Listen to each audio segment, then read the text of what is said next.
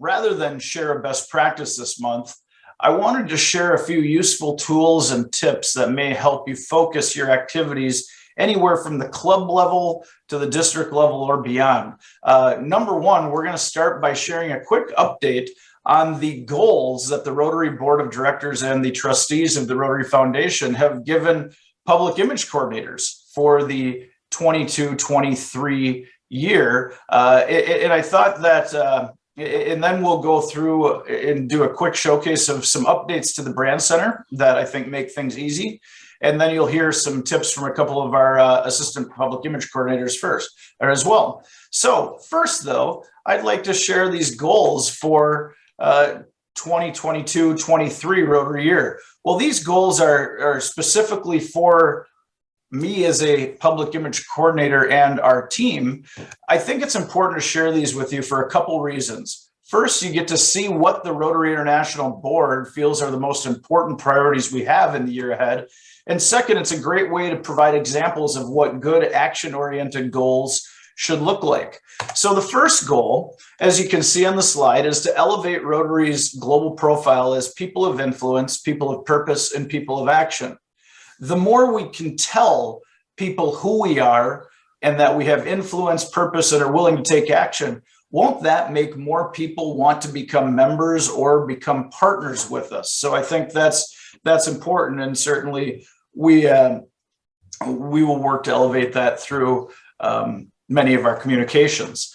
The second goal is about telling Rotary stories, which is a huge part of public image. It is certainly in Rotary. And we want to make sure that we're telling those stories about our programs and our projects and showcasing the success and impact we're having for our beneficiaries.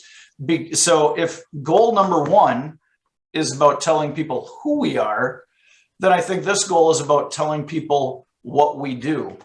The third goal is about our most significant priority, eradicating polio. This is a big deal, and we need to treat it as such. How can we place or keep this in front of our members so it's front and center, and to tell people about the progress we've made, especially when Rotary has been one of the leaders in the push to eradicate polio for nearly 40 years. We can all do our part, and we'll be more successful in our efforts and we'll grow as an organization when we promote what we're doing with polio eradication, especially when dealing with a pandemic over the last 2 years. Disease prevention and treatment is at the top of everybody's minds, and we can show a good example of what we're doing when we place that front and center. The last goal, I think, is more tactical than strategic, but these are good goals to have as well, is to make sure we're providing resources and training to our members so you all are as knowledgeable and effective as you can be in whatever your role is. And Jackie, the question about sharing the slides, yes, we will share them in the follow-up email that'll go out after this, along with links so you can watch the video, watch it again if you'd like to. So these goals, I want to share one additional thing on these goals. And here is the actual document. And I know this, you're not going to be able to read this too well, but here's the document that was sent to all of the Rotary coordinators and public image, membership and the foundation, endowment major gifts, and Polio Plus. Not only does it have the goals on the left side, but notice to the right, there are suggestions for activities that can be performed to achieve those goals. You know, I think we've all heard this, but a goal without a plan is just a wish. So this is a great example of how not only to set a goal, but to put a plan together as well. So I'm going to stop sharing that screen for a second, if I can find where my mouse is.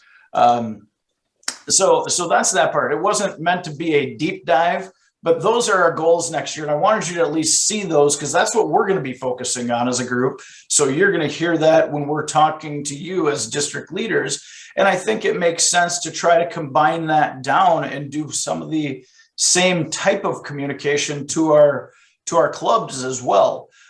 So as district leaders, I think it's pretty easy to adjust those to work for your districts rather than the zone level, and to create action steps that can help your clubs achieve them.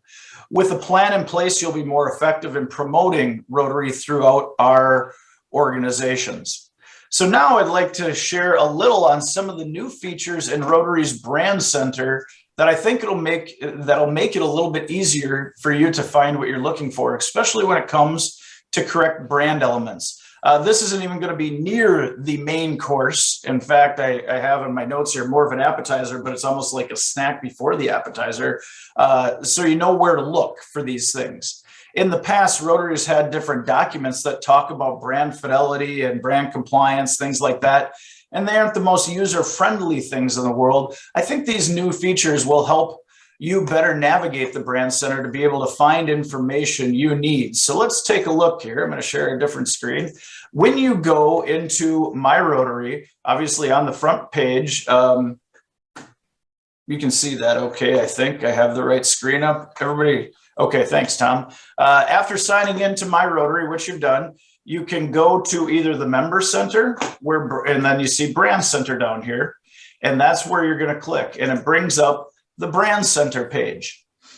Once you're there, and there's all sorts of things talking about people of action, logos, images, ads, materials, a lot of stuff, but in the middle, it says Our Brand, or it's up at the top as well. And when we click on that, this is where we're going to be able to find a lot of the new information that's on here. So brand story, and it goes through the people of action, the brand elements, promoting Rotary.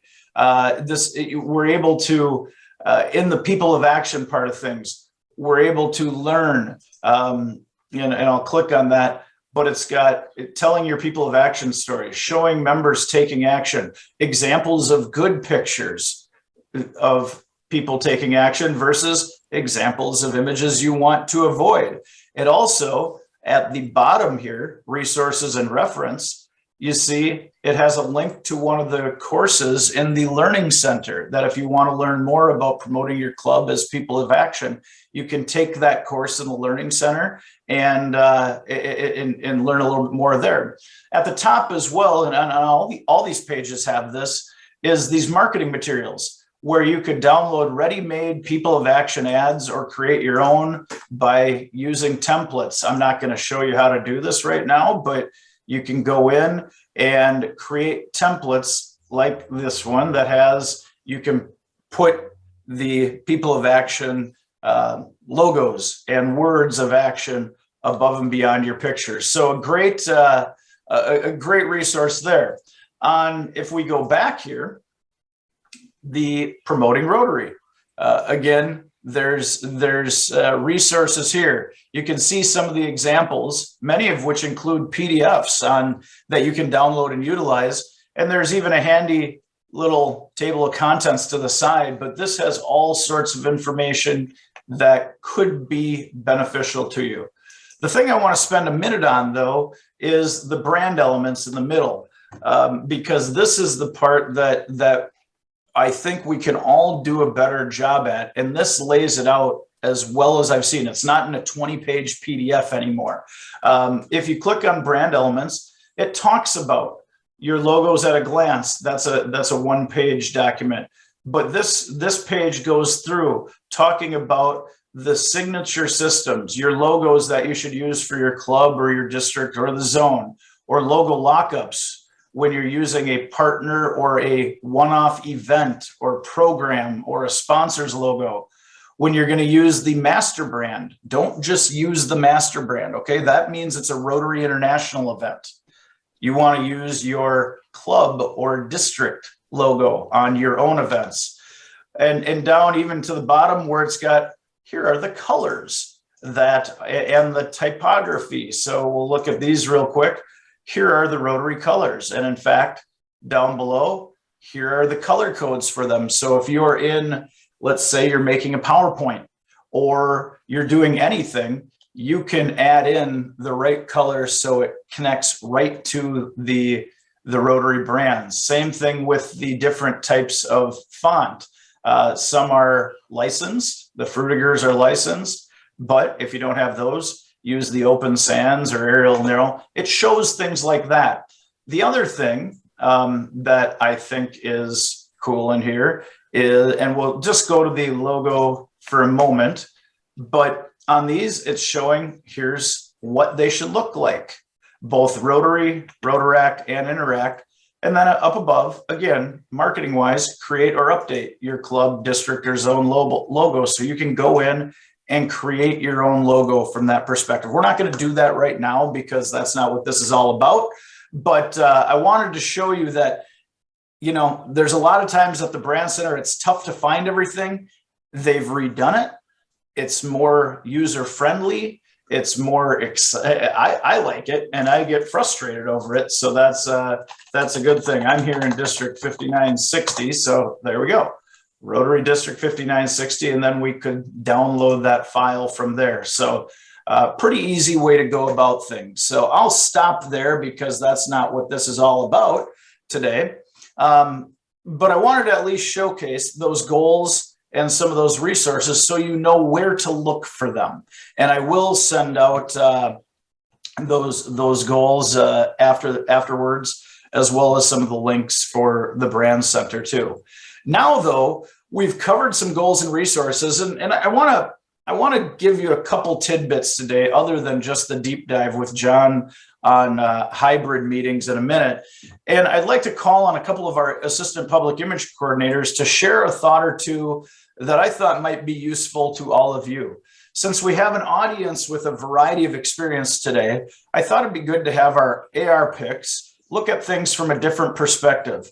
And we'll start with Gretchen Nolman, who's one of our first-year assistant public image coordinators from the West Liberty Rotary Club in Iowa. Gretchen, I'm trying to find you here, but there you are. I'm going to pin Gretchen because I can. Hi. Hi. Question I have for you. You were a club president a couple years ago. When you were club president, what's one bit of knowledge or encouragement you received or would have liked to receive from district leadership that would have helped how you thought about public image? So one thing that I really enjoyed getting, and it was related to PR, is the Foundation Minute would come out from our district leadership once a week, and reading about that and being able to share that to our club locally, putting it into our newsletter, but just talking about it at the meeting, and then talking about what we did for the foundation itself, whether we gave to the donate to it, how it helped with community service grants, and different things, and how we could potentially be involved in global grants when reading about the Foundation Minute. And then one thing I got to thinking about, now, looking back at, as you say, what would have been beneficial that I didn't get. It would be nice to have maybe a PR moment though too, just talking about the good stories around your district or something, or what the public image committee is up to on your district. That would be something I think beneficial to help presidents to know and stuff like that. But now, obviously, being involved with this helps. I think there's more awareness now than there was probably when I was president on public image and how important it is to share your story for Rotary. So, yeah. Perfect. Thanks, Gretchen. And that foundation moment is a good one.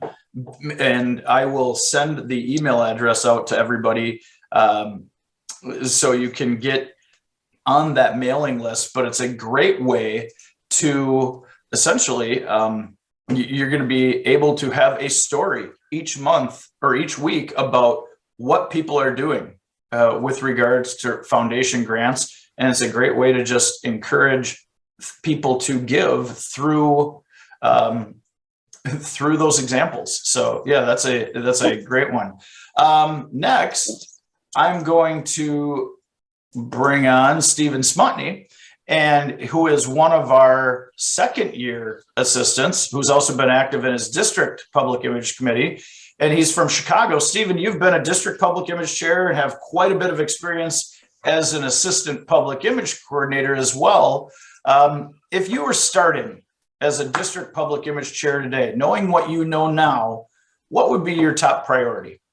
Yeah, thanks, Kyle. I think working with district leadership to identify and build a multidisciplinary team is really, really important, especially from the moment you're tasked with taking on the role and training that team. I mean, there are so many facets to public image. In my opinion, it's helpful to identify volunteers, number one, with a variety of skills, but also that they have a variety of interests so that they can support the public image effort.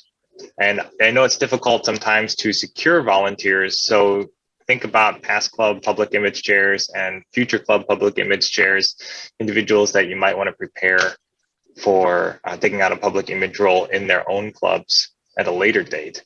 And just remember that if there is a particular task that's really large or time consuming when you're building that team, to encourage your co-collaborators to develop their own teams or to tag team on tasks and projects. So from my perspective, building that team, identifying, working with district leadership to identify and build that team, and then training that team. There's a lot of information, new information that's frequently put out by Rotary.